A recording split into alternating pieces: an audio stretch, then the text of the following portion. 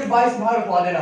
क्या होता, मान लो पहले कितने भाग थे 22, वर्तमान कितने हैं 22। कितने अनुच्छेद थे पहले 300, अभी भी कितने 355। अनुसूचियां कितनी थी पहले 8, अभी कितनी है 12। तो भाग 22 एक साथ रखवा दें। ये हम क्या करते हैं, पहले एक एक करके भाग पढ़ाएंगे। पहला भाग पढ़ाएंगे, दूसरा पढ़ाएंगे, तीसरा पढ़ाएंगे, चौथा पढ़ाएंगे, इस पर लास्ट 22 में पढ़ाएंगे। और उसके सबसे लास्ट में पढ़ाते हैं प्रस्तावना। आप किताब देखोगे तो किताब में सबसे पहले क्या मिलती है प्रस्तावना। प्रस्तावना हम बाद में पढ़ाते हैं। प्रस्तावना इसलिए बाद में पढ़ाते हैं कि प्रस्तावना में बहुत सारे शब्द होंगे जो आपको पता नहीं होंगे। पंथ निरपेक्ष, धर्म निरपेक्ष नहीं पता होगा। जब पूरा संविधान पढ़ लोगे उसके बाद प्रस्तावना पढ़ने में बहुत अच्छा लगेगा, ठीक है ना। इसलिए प्रस्तावना को हम कहाँ पढ़ाएंगे लास्ट में। तो पहला भाग पढ़ाएंगे, क्या है भाग संघ राज्य क्षेत्र। अब भाग एक क्या है संघ राज्य क्षेत्र, इसी पर कितने भाग है 22। सारे भाग पढ़ा देंगे। संघ राज्य क्षेत्र, संघ राज्य क्षेत्र पर अनुच्छेद देखो, अनुच्छेद अनुच्छेद एक क्या कहता है भारत, भारत क्या है राज्यों का, भारत राज्यों क्या है संघ। अब इस संघ का मतलब क्या होता है, संघ का मतलब क्या होता है यूनियन। हम क्या है सब लोग यूनियन में, मतलब एक होता संघ, एक होता क्या समूह फेडरेशन, एक होता समूह। हमने बताया था अमेरिकन राज्यों क्या है, अमेरिकन राज्यों क्या है समूह। अमेरिकन राज्यों क्या है, अमेरिका के संविधान एक में क्या लिखा है, संविधान अनुच्छेद में क्या लिखा है अमेरिका राज्यों क्या है समूह। और अपने संविधान में लिखा है अनुच्छेद में भारत राज्यों क्या है संघ। का मतलब होता है कभी अलग नहीं हो सकती। मतलब यूपी है, एमपी है, वो भारत से कभी अलग हो सकता है नहीं। पर अमेरिका में क्या है, अमेरिका में कोई राज्य होगा कैलिफोर्निया, ठीक है ना, तो वो अलग हो सकता है। तो वहां क्या है समूह है, एक समझौता हुआ उनका अपने अमेरिका देश के साथ। अपना किसी भी राज्य के साथ सब क्या नहीं है। तो संघ का मतलब क्या होता है समझे, संघ का मतलब क्या है यूनियन, यानी हम सब क्या है एक है। हम अपने देश से कभी चाह के भी अलग नहीं हो सकते, ठीक है ना। अमेरिका में ऐसा पॉसिबल है, हो सकता है अलग हो सकता है, ठीक है ना। तो अपने आप तो हो गया अनुच्छेद 2 देखो, अनुच्छेद 2 क्या कहता है विदेशी राज्यों को, विदेशी कोई विदेशी राज्य है या कोई विदेशी देश का टुकड़ा है, विदेशी विदेश के कोई देश, विदेशी देश व विदेश का कोई क्षेत्र, मतलब कोई पूरा या तो पूरा देश बन जाए, मान लो पूरे पाकिस्तान चाहे पूरे भारत में मिलना है, ठीक है ना, तो अनुच्छेद 2 के तहत मिल सकता है।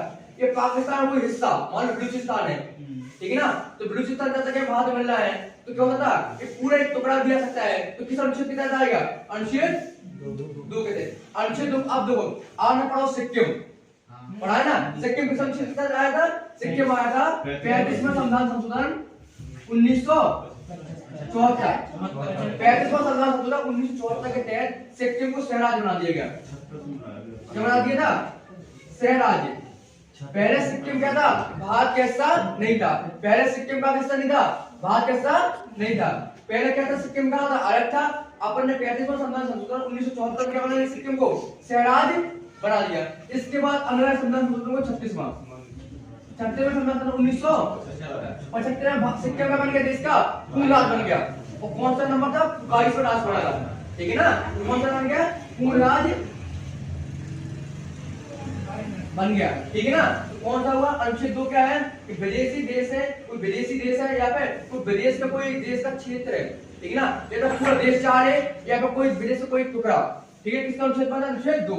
अब अनुच्छेद 3 देखो, अनुच्छेद 3 क्या कहता है, अनुच्छेद 3 कहता है अपना कोई राज्य है, मान लो तो यूपी है, ठीक है, या कोई एमपी है, अपना देश का कोई देश का कोई राज्य, देश के कोई राज्य में नाम में परिवर्तन हो,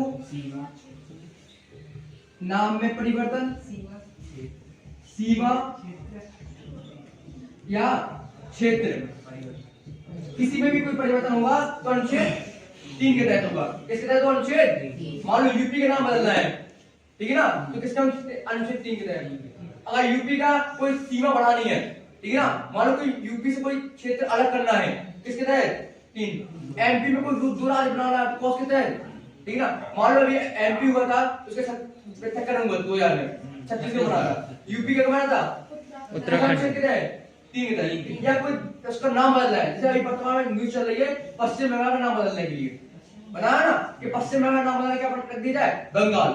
कोई पश्चिम बंगाल नाम पश्चिम बंगाल क्यों है, तो वहां पे न्यूज चलेगी ना, तो नाम बदलने किसके तहत, अनुच्छेद 3 इसके लिए कहा गया अनुच्छेद 2 और अनुच्छेद 3 इन दोनों में जो परिवर्तन होंगे ना उसके लिए राष्ट्रपति की पूर्व अनुमति की जरूरत नहीं, मतलब राष्ट्रपति की अनुमति लेनी, पूर्व अनुमति लेनी नहीं, क्योंकि इन दोनों अनुच्छेदों को किस तरह बाहर रखा गया, अनुच्छेद 368 से।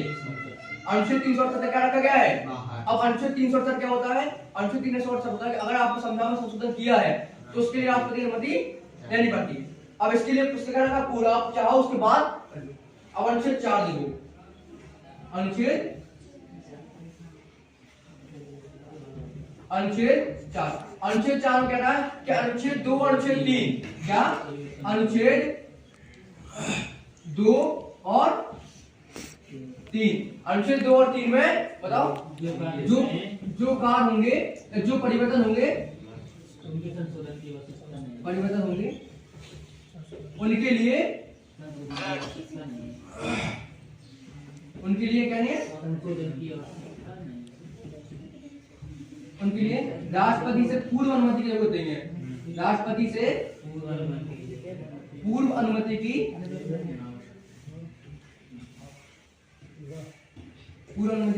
आवश्यकता, अनुमति की आवश्यकता नहीं है, ठीक है ना। अनुच्छेद 2 और 3 में जो परिवर्तन होंगे उसके लिए राष्ट्रपति से पूर्व अनुमति की आवश्यकता नहीं है। अब अनुच्छेद 2 पूरे देख लो, भाग एक में कितने अनुच्छेद 1 से लेके अनुच्छेद 1 से लेके कहां तक है, 4 तक है। एक में क्या है, भारत राज्यों क्या है, संघ।